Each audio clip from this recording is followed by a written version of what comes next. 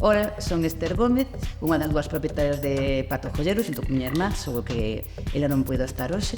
Pato Joyeros é unha follería artesana que leva desde 1953, que foi cando fundou o meu abuelo, polo que somos a terceira xeración, e queremos seguir por moitos anos e por moitas xeracións facendo cousas aquí en Verín.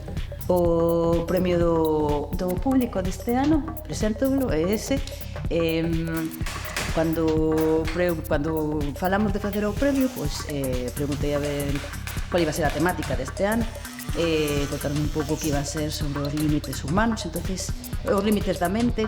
Entonces quixen facer algo que fale de perspectivas. Vendo o cartel que é sobre o triángulo infinito, pois ocurríseme facer o triángulo de Penrose.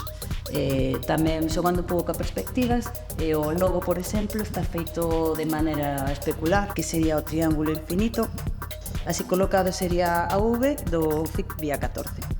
Pois estamos moi contentas de participar este ano facendo o premio por dous motivos principales. Pois o primeiro é que nos encanta participar nas cousas que se fan, creemos que para que se sigan facendo hai que participar, e a verdad que o Festival de Portos é unha cousa que é moi interesante e que debería seguir facéndose por moitos anos. Outro punto polo que nos gusta participar nesto é porque o cine é o sétimo arte e a joyería é o octavo arte.